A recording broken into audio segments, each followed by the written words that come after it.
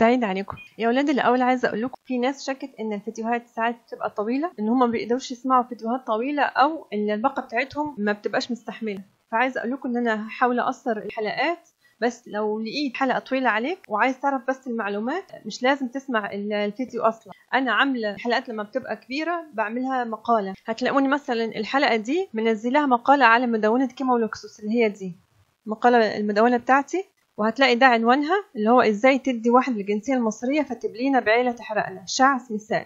فانت ممكن تقرا المقالة فيها كل المعلومات اللي هقولها في الحلقة وفيها اكتر كمان، يعني فيها اكتر من تفاصيل، يمكن اكتر من اللي هقولها في الفيديو، فانت مش لازم تسمع الفيديو من اساس، ممكن تقرا المقالة كمان. ان شاء الله هبقى الخص المقالة واللي في الحلقة في تويتات في حسابي على تويتر، وانزله كمان على الفيس. تمام.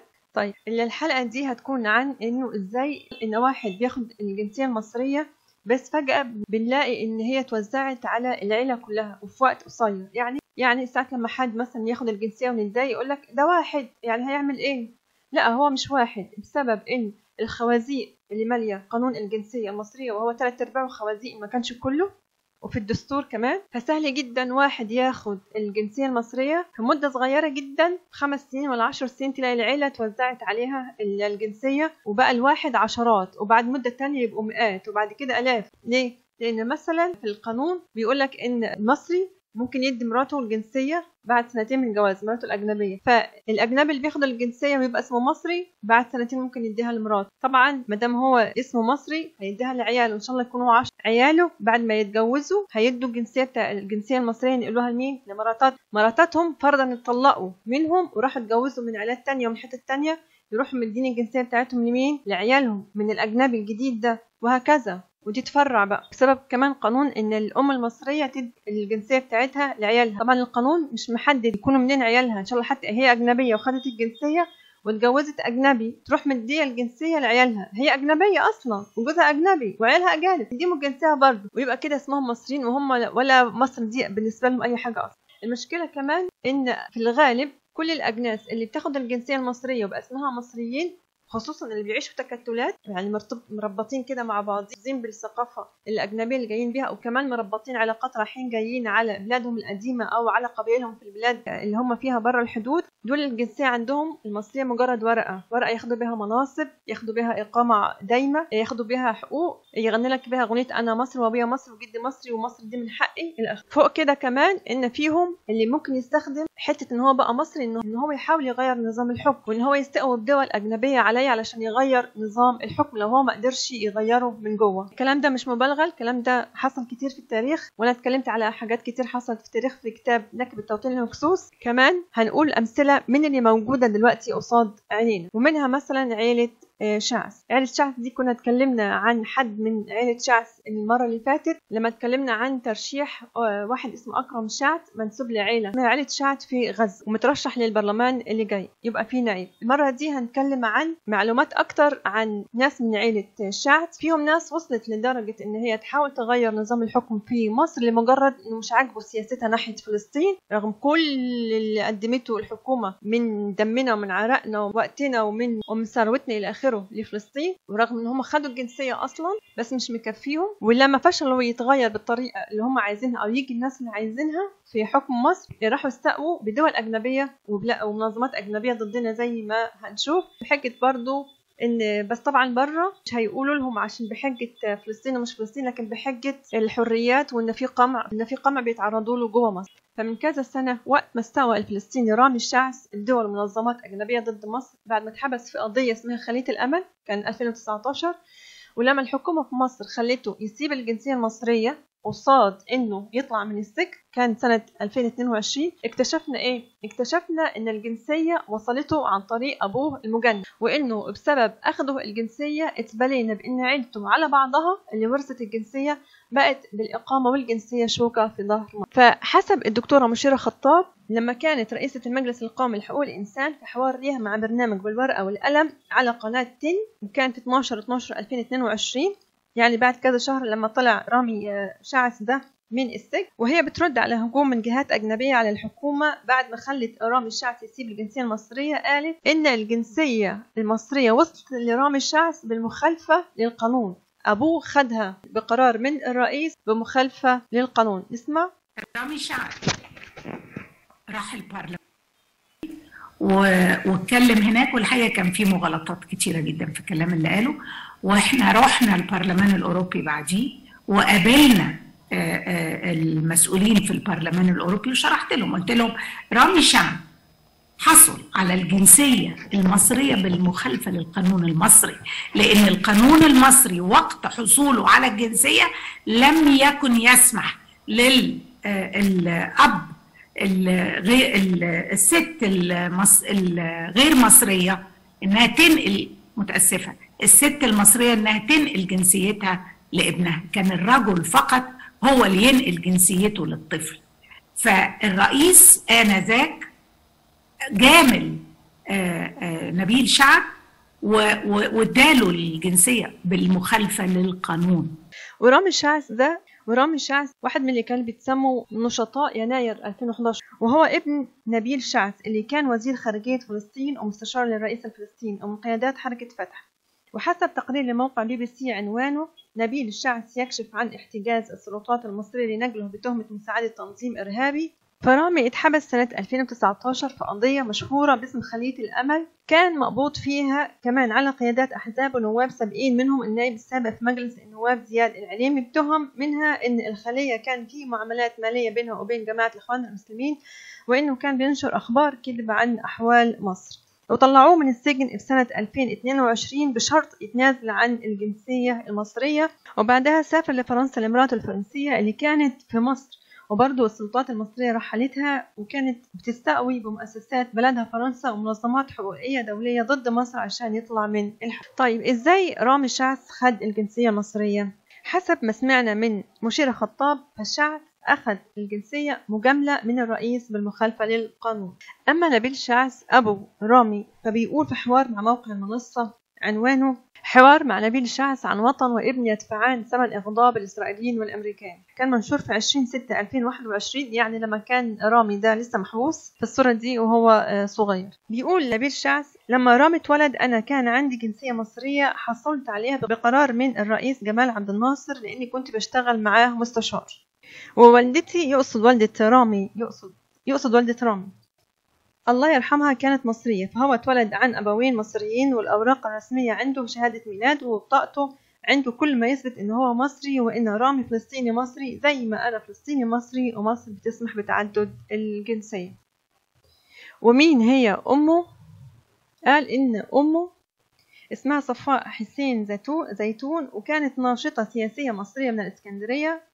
هو بيقول نشطت خلال سنوات الستينات والسبعينات من أجل القضية الفلسطينية إلى أن تم اختيارها ضمن الفريق المعاون للرئيس الراحل عرفات، وعملت في مركز الدراسات الوطنية.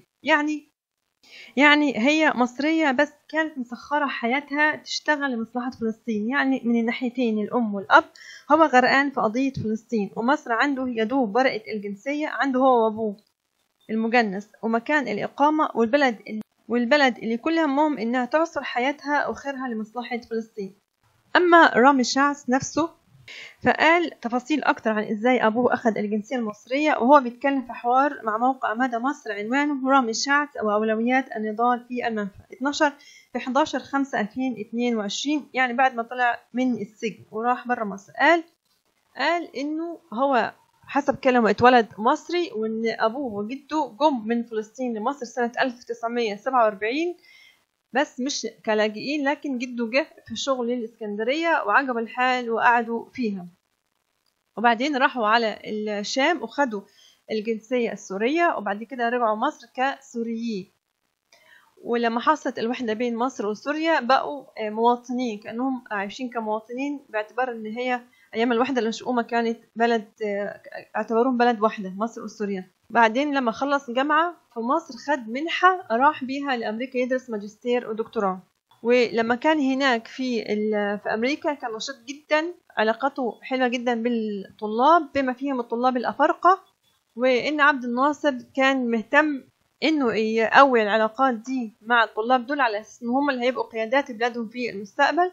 وبعد ما خلص تعليم في أمريكا رجع، قال إن عبد الناصر طلب منه يرجع مصر عشان يأسس المعهد القومي للإدارة العليا التابع للرئاسة، وكان ممنوع يشتغل فيه اللي مش مصريين. فالمسؤولين قالوا له ده ما ينفعش يشتغل، اللي هو نبيل شعث يعني، لأنه هو سوري وفلسطيني. فراح قال لهم لا لا لا، ما فيش الكلام ده مصري. وبعدين راح بقى رئيس المعهد. هي معلومات رامي شعث دي محتاجة تتراجع ليه، لأنه في الغالب فيها غلط كتير. فمثلا حسب مذكرات نبيل شعث اللي هو أبوه، كان عامل مذكرات اسمها حياتي من النكبة إلى الثورة، وكانت موقع شروق نشر منها أجزاء حسب اللي قريته فيها.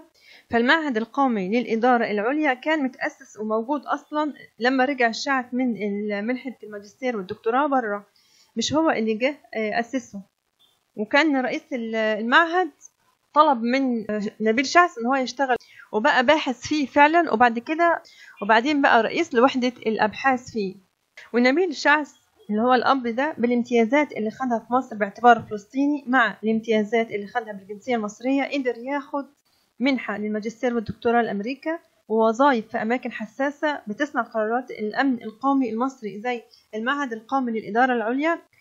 كمان اشتغل باحث حسب السيرة الذاتية بتاعته، كمان اشتغل باحث في مركز الأهرام للدراسات السياسية والاستراتيجية، واشتغل دكتور في الجامعات، وحسب كلامه إنه هو كان مستشار للرئيس عبد الناصر إلى آخره. وزيه زي كتير من المش مصريين واللي بقوا مجنسين أخذ وظائف مهمة زي دي، وكلها وظائف كان أحق بيها مصريين، وساعدت في إن الدفة يعني لما بقى فيها المش مصريين دول، ساعدت في إن الدفة المصرية تروح لمصلحة فلسطين والعرب قبل مصلحة مصر في أوقات كتيرة، لأن يعني هم كانوا بيشتغلوا في المراكز دي مش علشان تكون مصر للمصريين، لكن عشان يوجهوا صاحب القرار ونتائج الأبحاث ونتائج علاقاتهم ونتائج شغلهم في اتجاه مصالح البلاد اللي هم جايين منها. زي ما نلاحظ أي حد هيقرأ من الذكريات بتاعت نبيل شعث أو هيقرأ تصريحات وكلام رامي شعث ابنه وعلي شعث أخو رامي إلى آخره، هيعرف إن حياتهم كانت متوجهة لعكس مصر خالص. طيب إزاي جات العيلة لمصر؟ حسب مذكرات نبيل شعث اللي عنوانها حياتي من النكبة للثورة، فأبوه ساب فلسطين هو ومراته وعياله وراح على مصر سنة 1947 عشان كان اتعين مدير لفرع البنك العربي في اسكندرية. ومن بعدها قعدت العيلة في مصر على طول لحد ما اشتغل نبيل شعث مع حركة فتح وياسر عرفات، وبقت العيلة رايحة جاية بين مصر وفلسطين، لكن أكتر عيشتها الأساسية في مصر. ومش بعيدة يكون اللي هو نبيل شعث وعيلته من نفس العيلة الأكبر اللي هي عيلة شعث اللي اتكلمنا عنها في مقالة قبل كده، اللي هي المقالة دي بتاعت بخوازيق قانونية ازاي بيلهف المصريين بالورقة، يعني المجنسين يعني اللي هم المصريين بالجنسية بس لكن من جواهم مش مصريين، مناصب البرلمان والحكومة. وقلنا فيها ان في واحد اسمه أكرم شعث مترشح للانتخابات، مترشح يبقى نائب في انتخابات مجلس النواب اللي جاية عن حزب مستقبل وطن، وان صفحات فلسطينيين قالوا ان هم قرايبه، وفي منهم بيقولوا ان هم فلسطينيين لكن معاهم الجنسية المصرية، وكانوا بيعملوا له دعاية وقالوا ان هو من عيلة شعث اللي في غزة، وعيلة شعث بتاعت نبيل شعث ورامي شعث برضه هي من غزة. وطبعا غزة مساحتها صغيرة عن ان يكون فيها عيلتين بنفس الاسم. طيب بيعمل ايه شعث في مصر؟ يعني الناس دي لما قعدت في مصر وخدت الجنسية المصرية بقوا يعملوا ايه، بيشتغلوا ايه؟ حسب اللي يبان من مذكرات نبيل شعث اللي هو الأب اللي قلنا اسمها فوق، ومن اللي هنشوفه من كلام عياله ورامي وعلي شعث، فأولاده متربيين في جو عيلة كلها شغالة لمصلحة قضية فلسطين، وإن هي قضيتهم الأساسية، ومسخرين كل تعبهم ومراكزهم وخبراتهم وفلوسهم واللي ياخدوه من مصر لخدمة فلسطين نمرة 1 والجالية الفلسطينية في مصر. يعني مثلا كان نبيل شعث في المذكرات اتكلم على إن أبوه لما كان هو صغير كان أبوه في اسكندرية بيستقبل العائلات الفلسطينية اللي سابت غزة وجات بالمركب على اسكندرية، وكان بيوفر لها المأوى ويوفر لها يعني مع بقية الفلسطينيين القدام ومع السوريين كمان، قال كمان السوريين بيساعدوا في ده، وكان بيوفر لهم المساكن والوظائف والفلوس ده طبعا جنب طوفان التبرعات والمنح اللي كان بياخدوها من مصر. كمان كانت العيلة بتاعت شعث شغالة ان هي تحاول تمكنهم وتقويهم في مصر. والروح دي موجودة عند الجيل الأولاني اللي هو الجد والجدة اللي جم سنة 47، والجيل الثاني نبيل شعث ومراته واخواته، والجيل الثالث أولاد نبيل شعث زي رامي وعلي ورندا، اسمهم رامي وعلي ورندا، وبالتأكيد ده اللي الجيل الثالث بيربوا عليه الجيل الرابع، وهكذا. بالنسبة لرامي شعث اللي هو الأساس في الحلقة دي، انه هو اكتر حد وضح شغله ضد الدولة المصرية هو اخوه زيه، بس هو اكتر. فحسب كذا تقرير صحفي عن مشواره وحسب حوارات ليه، اشترك سنة 2015 في تأسيس الفرع المصري لحركة اسمها حركة المقاطعة المؤيدة للفلسطينيين ضد إسرائيل، واختصارها BDS. الحركة دي قايمة على ان هي تحشد المصريين وطاقتهم وتعبهم وجهدهم على ان هم يعملوا مقاطعة لإسرائيل. طبعا كلمة مقاطعة لإسرائيل ما احنا نادر ما حد في المصريين يبقى ليه علاقات بإسرائيل، لكن المقصود ان هم بيعملوا أنشطة ضد الدولة المصرية بحجة ان هي عاملة علاقات مع إسرائيل بتضر القضية الفلسطينية، وبحجة بيحكم مصر نظام ديكتاتوري. وهو يعني رامي الشعث لما نقرا حواراته هو من المؤسسين نشاطهم السياسي على فكرة انه اي نظام حكم في المنطقة، وده بتشتغل عليه المنظمة بتاعتهم دي، ان اي نظام حكم في المنطقة عامل علاقات مع اسرائيل هو خاين ولازم يسقط. رامي الشعث برضه بقى من المؤسسين لحزب الدستور اللي تأسس بعد 2011، يعني واحد معلوم عيلته فلسطينية أو نشاطه كله متسخر لفلسطين بقى يأسس أحزاب اللي بتشارك في رسم سياسة البلد ومن حقها تحرك المظاهرات وتقترح قوانين إلى آخره. رامي الشعث وأخوه علي الشعث ليهم مؤسسة اسمها تيم بتشتغل في مجال الاستشارات الإدارية والتدريب والحاجات بتاعة الكمبيوتر والبرمجة إلى آخره.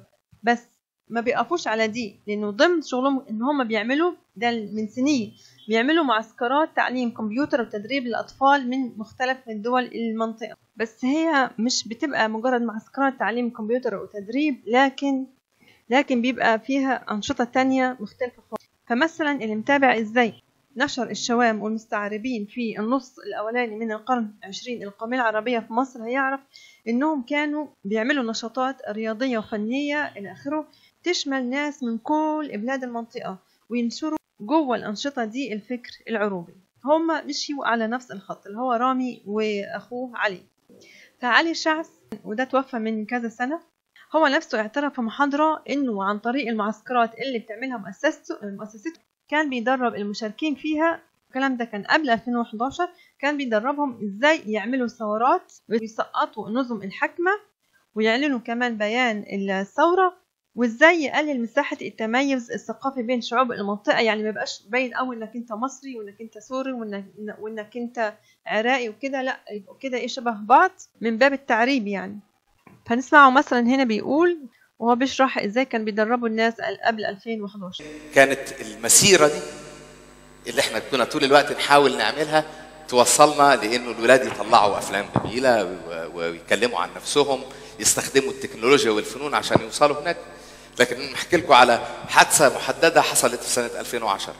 في سنة 2010 وقبل ثورات الربيع العربي الولاد عملوا في المعسكر ثورة، قرروا انه المساحة دي انهم يصدقوا بانه عندهم هذه الحرية والقدرة على انهم يغيروا، وبالتالي بقى ليهم مطالب هم عايزين يحققوها، فتظاهروا وبوظوا النظام العام وما راحوش على التريننج ورك شوبس اللي كان المفروض يحضروها، وعملوا يافطات وعملوا استولوا على الراديو بتاع المعسكر واعلنوا بيان الثورة الاول، وتجمعوا ودهنوا نفسهم وعملوا يفط وتقدموا. طبعا انا كنت المدير، فانا السلطه بقى اللي هم يعني جايين يسقطوها ويطالبوا بمطالبهم، وحددوا مطالبهم وكتبوها ونقوا ما بينهم 2 يطلعوا يتفاوضوا مع هذه السلطه على حقوقهم،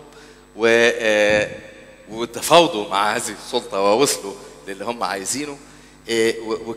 والتجربه دي كانت اي اوبنر، يعني فتحت لنا عيننا لحاجه تانية. احنا بنحاول نبني مساحه مش ما هياش يوتوبيا، ما هياش المدينه الفاضله، لكن مساحه تسمح بالحريه دي الحاجات. التجربه دي خلتنا نفكر شويه في ايه هي الخطوه الجايه. لو الانسان امتلك صوته وبقى عارفه وبقى بيعبر عنه، تبقى الخطوه اللي بعديها ايه؟ هي الممارسه. طبعا من ضمن هؤلاء الولاد، بس عشان تشوف تاثيرهم شويه، سناء عندها 32,000 تويتر فولور، تأثيرها على الرأي العام أكبر كتير من ناس كتير مهمين. رنا من فلسطين مواطنة صحفية اشتركت معنا في 2007 في المعسكر. هو هنا بيتكلم ازاي هو علي الشعث ده ازاي ان هم كمان جرأوا الناس ان هم يعملوا ثورات تغير النظم الحاكمة. كمان ازاي يخلقوا منهم نجوم. يعني سناء دي اللي كان متابع اللي حصل في يناير 2011 كانت من الناس يعني اللي هي بتحشد، وبعد اللي حصل في 2011 كانت واقفة وكانت من المعارضين اللي على الفاضي وعلى المليان ضد الحكومة وكان لها متابعين كتير جدا. فازاي ان هم بيعملوا نجوم ويبقوا مؤثرين اكتر من الاحزاب حتى. وطبعا لما يغيروا نظم الحكم دي مش هيغيروها على حسب مصلحة المصريين، لكن على حسب مصالحهم وأفكارهم هم، اللي كتير منها أفكار عروبية ويسارجية وإخوانية وعولمية إلى آخره. وعنتوا فلسطينية فشلوا طول تاريخهم إن هم يعملوا دولة، وإن هم يعملوا نظام حكم حقيقي، وإن هم يعملوا جيش وطني. جايين في مصر إيه شغلتهم الأساسية؟ مش إن هم يروحوا يرجعوا يقعدوا في فلسطين يكافح ضد الاحتلال بأي طريقة كانت، لا، هو يقعد في مصر يكافح ضد الحكم في مصر. وانا عايزه اقول ان انا ليا تجربه شخصيه مع الناس دي. كان في مؤسسه اسمها مؤسسه أضف للتعبير الرقمي، ده صفحتها على الفيسبوك وليها موقع الكتروني برضه. المؤسسه دي بتاعتهم برضه عملها علي الشعث اللي هو اخو رامي الشعث.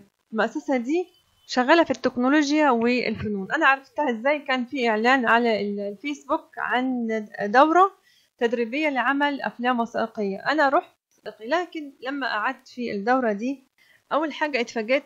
اول حاجه مؤسسه أضف دي المقر بتاعها اللي كنا بناخد فيه الدوره هو فيلا في المقطم، وفي حته غاليه جدا في المقطم، نواحي شارع 9 كده.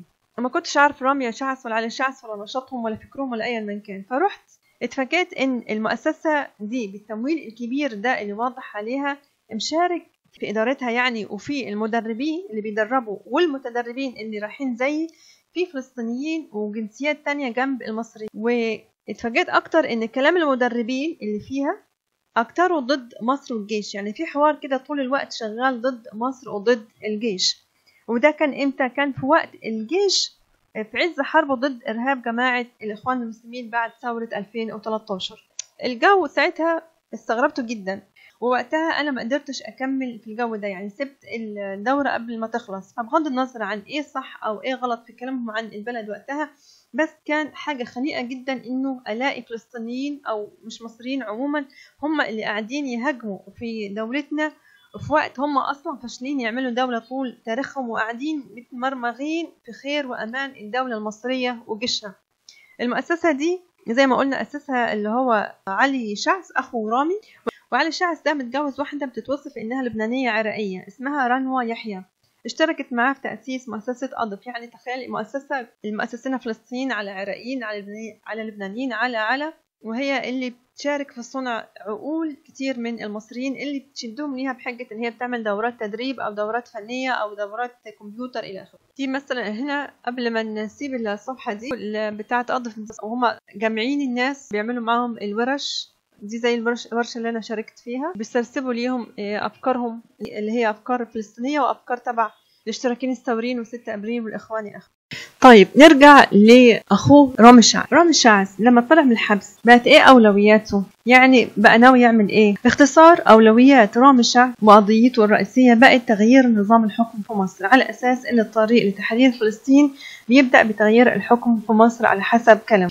ففي حوار عمله معاه موقع مدى مصر ونشره يوم 11/5/2022 بعد ما طلع من السجن وراح برا، عنوانه رامي الشعث وأولويات النضال في المنفى. ورد على سؤال ما أولويات نضالك اليوم؟ قال الأولوية بالنسبة لي المعتقلين في مصر هي المعركة الرئيسية، وإنه معركة المعتقلين مدخل لمعركة أوسع لتغيير الوضع في مصر. طبعا هو يقصد هنا بالمعتقلين اللي زيه اللي هم تبع الاشتراكيين الثوريين والإخوان وحركة 6 أبريل، واللي بيتعاونوا مع جهات دولية زي ما هو نفسه هيعترف دلوقتي إن هو بيتعاون مع جهات دولية ضد البلد. وبكل جرأة بيكمل: بتصور في أجيال سابقة قبلت بالديكتاتوريات العربية في سبيل مواجهة إسرائيل، وبتصور جيلنا اتعلم الدرس إن الاثنين وجهان لعملة واحدة، مش هنخلص من واحد من غير ما نخلص من الثاني، والمعركة هي نفس المعركة. واعترف في الحوار إنه بيستخدم ملف اللي سماهم معتقلين وملف قضية فلسطين في حشد الناس ليهم، طبعا يعني باسم الإنسانية والحريات، يقصد في حشد الناس ليهم لتغيير النظم الحاكمة في المنطقة. فبيقول: بخلاف الأغلبية الساحقة من الناشطين والشباب في مصر الذين ولدوا في 2011، كان أصحاب التجربة الأقدم مدركين أن في وقت ضيق المسافات والمساحات هناك ملفان نقدر نتخانق فيهم ونعيد تقسيم الناس عليهم: ملف المعتقلين وملف القضية الفلسطينية. باعتبارهم ملفين يبنون توافق تتجمع عليه الناس مرة ثانية إلى معركة أخرى مع الأنظمة القامعة، وإنه على أساس ده أسسوا مجموعة الحرية للجدعان ومجموعة BDS بتاعت مقاطعة إسرائيل.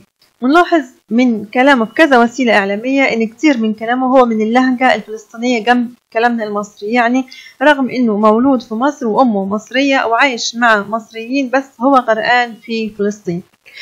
طيب وإزاي هيقدر يحشد ضد الحكومة في مصر؟ وإزاي يعني هيعمل التغيير اللي هو عايزه في نظام الحكم إن كان ما ملاش عينه هو وأخوه اللي حصل في 2011 وتغيير نظام الحكم أيام الرئيس مبارك؟ فإزاي هيغيروا ضد الرئيس السيسي؟ احنا هنا هنلاقي في حوار تاني ليه مع مدى موقع مدى مصر، هنلاقي انه الاستقواء بدول ومنظمات اجنبيه اساس عند رامي الشعث والمجموعات اللي معاه، وهو مفيش حاجه في ده يتكسف منها. فمصر عنده مجرد ورقه جنسيه ومكان غني بالامكانيات يستنزفها عشان خاطر فلسطين اللي رفض يرجع لها اصلا لحد دلوقتي، مع انه يقدر يرجع عند ابوه اللي بقى عايش في الضفه الغربيه بعد ما خد مناصب في السلطه الفلسطينيه. فمثلا وقت ما اتحبس اشتغلت مراته الفرنسية على حشد منظمات دولية وحشد الحكومة في بلدها فرنسا انها تضغط على الحكومة في مصر، وفعلا اتكلم الرئيس الفرنسي مانويل ماكرون مع الرئيس عبد الفتاح السيسي عشان يفرج عن رامي الشعث في ديسمبر 2020. ولد في مصر لأم مصرية، كما يعد أحد وجوه ثورة كانون الثاني يناير 2011 المصرية ومنسق حركة المقاطعة التي تدعو لمقاطعة إسرائيل. أوقفته السلطات الأمنية في 5 من تموز يوليو 2019 في القاهرة بتهمة إثارة اضطرابات ضد الدولة. أما في 7 من كانون الأول ديسمبر 2020 أكد الرئيس الفرنسي مانويل ماكرون أنه تحدث مع الرئيس المصري عبد الفتاح السيسي أثناء زيارته إلى باريس عن حالات فردية عدة من بينها قضية رامي شعث. أحيي قرار السلطات المصرية بالإفراج عن رامي شعث، وأشارك ارتياح زوجته سيلين لوبرون التي وجدها في فرنسا والتي لم نتنازل عنها أبدا. شكرا لكل من لعب دورا إيجابيا في هذه النتيجة السعيدة. ما تنساش هذا ويواجه النظام المصري اتهامات من طرف منظمات غير حكومية بقمع المعارضة ومدافعين عن حقوق الإنسان. وفي 14/12/2022 بعد كذا شهر لما طلع من السجن نقل موقع مدى مصر في موضوع عنوانه بعد لجوءه للأفريقية لحقوق الإنسان رامي الشعث ردا على مشير خطاب لم أمنح الجنسية المصرية ووالدي حصل عليها بشكل قانوني. في التقرير ده بنلاقيه بنقول إنه هو ومراته الفرنسية هيروح المحكمة الإقليمية اللي تبع اللجنة الأفريقية لحقوق الإنسان والشعوب علشان يشكي الحكومة المصرية للمحكمة الأجنبية أو المحكمة الأفريقية دي ويطالب بتعويضات عن اللي سماها انتهاكات حصلت له في السجن، وإنه اتجبر يتنازل عن الجنسية المصرية ويسيب البلد هو ومراته. وقال كمان إنه مش هيشكي مصر عشان خاطر اللي حصل له هو بس، لكن كمان اللي حصل مع غيره، يعني هيتكلم باسم كل اللي شبهه، وإنه عارف إن مصر موقعة على اتفاقيات تخليها ملزمة تنفذ أحكام اللجنة الأفريقية، يعني إن ممكن المحكمة تفرض على مصر عقوبات أو تفرض عليها أي حاجة عشان تلزمها إن هي تطلع المساجين دول اللي كتير منهم اللي ما كانش كلهم فعلا يستحقوا السجن. وما كتبتش الحكومة لما قالت إنه هو بيحرض على اضطرابات ضد الدولة، هو نفسه وأخوه مفتخرين بحاجة زي كده. كمان وجه دعوة مفتوحة للي تعرضوا للي سماها انتهاكات مشابهة انهم يروحوا يشكوا مصر في المحاكم الإقليمية والدولية، وكمان دعا حكام العالم انهم يعلنوا رفضهم لاستمرار تلك الممارسات حسب تعبير في الخبر، يعني ان قادة العالم الأجانب يعني الدول الأجنبية تضغط على مصر علشان تمشي الدنيا على حسب هوى رامي الشعث الفلسطيني واللي زيه. بالنسبة للاتفاقيات الدولية دي اللي هو بيبتز مصر بيها اللي هي مضت عليها الحكومة وبتلزمها بالتزامات الحقيقة هي أكترها ضد الأمن القومي المصري، بتخص اللاجئين وبتخص اللي بيتسموا المهاجرين وبتخص منح الجنسية المصرية والامتيازات اللي بياخدها الناس اللي شبه رامي الشعث وغيره. ممكن يرجع لكتابي بتاع الاغتيال الكبير وأنا حطاه في صندوق الوصف وموجود برضو تحميله في المقالة اللي عايز يحمله. الكتاب ده أنا جمعت فيه الاتفاقيات اللي وقعت عليها الحكومة من قبل 1952 لحد بعد 52 لحد سنة 2018 تدي للناس دي حقوق مش ليها بس. للعلم كل الاتفاقيات دي منصوص فيها ان الدولة اللي عايزة تنسحب بتنسحب من غير اي عقوبات، فكون الحكومة قاعدة فيها فهي قاعدة فيها بمزاجها مش مغصوب.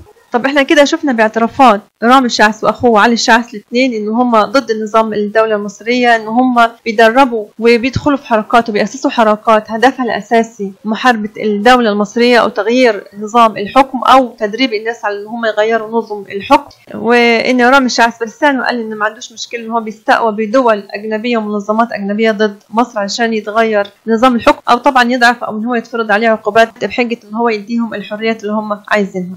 هنا في حتة محتاجة تركيز، الحقيقة محتاجة تركيز من الإعلام كله، وهو إن الناس اللي زي عائلة شعث دول رامي الشعث وعلي الشعث واللي زيهم حتى من عائلات تانية جاية من فلسطين، هم قاعدين في مصر كل الحياة بتاعتهم عاملين نفسهم مناضلين في مصر إن هم عايزين يحرروا فلسطين وإن هم شعب الصمود وإن هم أكتر شعب متمسك بأرضه إلى آخره. طيب السؤال، أكترية الناس في العالم متصورة إن كل الفلسطين اللي بره فلسطين مساكين، ان نفسهم يرجعوا فلسطين يحرروها بس ممنوعين من الرجوع. بس اللي الواحد بقى يكتشفه كل يوم انه في عدد كبير قوي من الفلسطينيين ممكن يرجعوا فلسطين بس هم بمزاجهم ما رجعوش وشايفين العيشة بره احسن لهم وبيروحوا فلسطين، وفعلا بيروحوا فلسطين بس بيروحوها زيارات او عمل استثمارات الى اخره. فمثلا غزة لحد سنة 1967 ما كانش بتحتلها إسرائيل أصلا، ومع ده كتير من الفلسطينيين بما فيهم عائلة شعث دي ما رجعوش لغزة، قاعدين يناضلوا في مصر بياخدوا امتيازات في مصر. طيب بعد كده لما اتعملت السلطة الفلسطينية ورجع ياسر عرفات لفلسطين وقعد في رام الله وبقى رئيس للسلطة الفلسطينية، كان سهل جدا ان الفلسطينيين يرجعوا لغزة والضفة. وكمان إسرائيل اللي كانت احتلت غزة في 67 انسحبت منها سنة 2005، لكن برضو ما رجعوش، بيروحوا بس زيارات يربطوا العلاقات ويرجعوا. من الناس دي كان أكترية عائلة شعث، فرغم ان هم ليهم اصلا نفوذ كمان في فلسطين، لان في منهم اللي بقوا مسؤولين كبار في السلطه الفلسطينيه زي ما شفنا نبيل شعث خد منصب كذا مره وزير. ويأكد كلامنا ده على ان هم النضال بتوعهم نضال كذاب، هم بيناضلوا ضد الدول المستقره اكتر ما بيناضلوا علشان فلسطين او ضد اسرائيل. فمثلا نبيل شعث وهو بيتكلم في الحوار بتاعه اللي على موقع المنصة، طبعا هنا احنا شايفينه في الصورة قاعد مستنيقظ كده هو وابنه في صورة قديمة ليهم، كان بيقولوا في نفس الحوار ده في رد على السؤال ان كان يقبل الكلام ده، كان هو ابنه لسه في السجن. ففي سؤال ان هو هل يقبل ان ابنه يسيب مصر قصاد ان الحكومة تطلعه من السجن؟ فقال ايه؟ قال يعني رامي عاش طول عمره في مصر وصعب جدا عليه يتركها، لكن إذا لازم الإفراج عنه ولحريته إنه يتركها فممكن يرجع لفلسطين. أنا قلت إني مستعد أرجعه لفلسطين، لكن محدش طرح عليا إنه يخرج ولو بهذا الشرط. فهو هنا بيعترف إن ابنه ما كانش مهتم يرجع فلسطين، مع إنه سهل كان إنه هو يروح فلسطين رغم إنه أبوه فيها، وهو أبوه نفسه مش مهتم يشجعه يرجع يعيش هو وأخواته في فلسطين، وإن الحالة اللي تخليه يقول له روح فلسطين لو كان ده شرط إنه يطلع من السجن بس، يعني كأنها عقاب أو منفى، مش لأن هي بلده اللي المفروض يروح يكافح علشانها. مادام هو قاعد في مصر يقول نضال لاجل فلسطين فيروح طبعا. طيب فلسطين ما الطريق مفتوح. وبيكمل يقول إنما هو يقصد رامي بينتمي لمصر وبيحب مصر ومتجوز في مصر وحياته كلها كانت في مصر يعني، وفي كل الأحوال المهم الإفراج عنه واستعادة حريته. يعني لو احنا مشينا الموضوع ده مبرر للفلسطينيين إن هم ما يرجعوش فلسطين، إن هم بينتموا للبلاد اللي هم قاعدين فيها أو اتولدوا فيها أو إن هم بيحبوها أو اتجوزوا فيها، معنى كده إن 6 مليون فلسطيني اللي برا خلاص ليهم مبرر إن هم ما يرجعوش فلسطين، لأن أكتريتهم اتولدوا واتجوزوا في البلاد اللي هم فيها. فيبقى إيه معنى النضال عشان فلسطين؟ كمان من اللي نعرفه من السيرة الذاتية لنبيل شعث وابنه رامي شعث إنه كلمة ينتمي لمصر وبيحب مصر دي مش حقيقية أو مش بالمعنى اللي احنا نفهمه لحب البلد. بالعكس واضح من تهديدات رامي شعث لمصر وإنه بيحرض على عمل شكاوى ضدها عند حكومات العالم وفي المحاكم الدولية عشان يتفرض عليها عقوبات، إن حبه الوحيد هو نفسه وللي زيه، وعشقهم إنه يشوف البلاد قصادهم بتخرب وتقع وأهلها بيتشردوا بلد ورا بلد تحت اسم ثورة التغيير والحريات ومحاربة النظم العميلة لإسرائيل، حتى لو بقى معظم سكان البلاد دي لاجئين وبلادهم اتقسمت لكذا حتة، بالنسبة لهم مش مشكلة، كل ده فدا لفلسطين. من العجيب كمان إنه في نفس الحوار بيقول نبيل شعث عن إزاي يتحمي شعب فلسطين من الاعتداءات الإسرائيلية، قال إنه الحماية الأكبر تأتي من الشعب وتمسكه بأرضه. فأي أرض وأي تمسك، إن كان أنت نفسك يا نبيل شعث عشت أكتر عمرك برا فلسطين متمتع بالامتيازات اللي بتاخدها في مصر وبعد كده في بلاد تانية، ورجعت لفلسطين بس لما أخذت مناصب ومش بتشجع عيالك وبقية عيلتك اللي بقت كبيرة ومنتشرة في مصر وغيرها من بلاد إنهم يرجعوا فلسطين ويتمسكوا بأرضهم. كمان بيقول عن فلسطين: هذا وطننا الوحيد وعلينا أن نستمر في الصمود إلى أن نحصل على حقوقنا. فأي صمود، ومعظم عيلتك وأكتر من نص عائلات فلسطين برا فلسطين. هنا برضو نوصل لنقطة تانية أنا حطلها في المقالة عنوان شروط حب مصر. يعني ده إن كانوا بيحبوها، يعني إيه الشروط عندهم علشان مصر تبقى حلوة في عينيهم؟ شفنا نبيل الشعث رغم ان هو كان في حوارات تانية قبل كده قاعد يتكلم عن ان ابنه مصري وانه هو مصر وانهم بيحبوا مصر الى اخره الى اخره، لكن قال ان فلسطين هي وطنهم الوحيد. يعني حتة انه هو او عيال بينتموا لمصر، هو في الحقيقة انتمى للامتيازات والفوائد اللي بياخدوها من مصر، وان مصر تفضل متسخرة لقضية فلسطين. فيقول مثلا في نفس الحوار لموقع المنصة: أنا أريد تحرير ابني من السجن في مصر، لكن لا أريد أن أفقد مصر ودور مصر الاستراتيجي والتاريخي، معربا عن أمل في أن تستعيد مصر كل ما يمكن لها من دور حماية للشعب الفلسطيني وللقضية العربية، وإنه مصر ستبقى دائما زعيمة العالم العربي وسيبقى شعبها دائما قريبا من الشعب الفلسطيني وقضيته. يعني مكانة مصر بتتحدد عنده، ودور مصر وقيمتها بيتحددوا عنده فين؟ لما تكون مصر مسخرة نفسها وشعبها لمين؟ لفلسطين، واللي سماها القضية العربية. مش إنه مصر تكون للمصريين، ولا إنها تحقق لشعبها حياة كريمة حقيقية وحياة عزيزة حقيقية، وإنه تحط مصلحتهم فوق كل اعتبار. وزي ما احنا شايفين في الصورة هنا في الخبر المتجابة، انه في المظاهرات بتاعة يناير 2011 كانت اعلام كتير جدا لفلسطين مرفوعة. مين طبعا اللي افتكر يرفع على فلسطين؟ احنا اللي شارك مننا في مظاهرات 2011 بنية حلوة، مش دعوة باللي دخلوا تخريب، اللي شارك فيها بنية حلوة، ما كانش ببال فلسطين ولا غير فلسطين، الناس كانت ترحب بالعلم ده بس علم مصر. لكن علم فلسطين مين اللي حطها؟ اللي زي رامي الشعث، واحنا ما كناش دريانين مين اللي بيسوق الدنيا هناك، كانوا عايزين يحركوا الدنيا كلها لمصلحة مين. ففي النهاية من كل ده هم بنفسهم بيثبتوا ان الجنسية المصرية بالنسبة وخصوصا نوعية الناس اللي فيها اللي زي رامي وعلي شعث ونبيل شعث وبقية العائلات اللي زيها واللي بيورثوا لعيالهم جيل ورا جيل، ان الجنسية المصرية بالنسبة لهم يدوب ورقة ياخدوا بيها امتيازات بتاعة الإقامة والمناصب والمنح والتعليم إلى آخره في مصر، وبنفس الورقة يشتغلوا في أي مكان وفي مناصب كبيرة في مصر، ويسخروا الأماكن دي لخدمة مصالحهم الأجنبية وفي حرق مصر باسم إنهم مصريين من حقهم يطالبوا بالتغيير وبنظام حكم على هواهم الفلسطيني. واللي قال نبيل شعث إن فلسطين هي وطنهم الوحيد، وبتفسير أصح هي كرتهم الكبير، ورقة الربح الكبيرة ليهم في العالم اللي بيقدروا ياخدوا بها إقامات وامتيازات ما كانش أبدا هياخدوها لو ما كانش موجودة قضية فلسطين. ودايما بنقول إن نجاة مصر من إنها تفضل رهينة للشعوب دي والأنانية بتاعتها هو إنه الدستور والقوانين في البلد تتحط على أساس إنه مصر للمصريين، المصريين الحقيقيين، مش المصريين بورقة الجنسية لكن عقولهم وقلوبهم مع بلاد وتنظيمات أجنبية. وفتكم بألف عافية.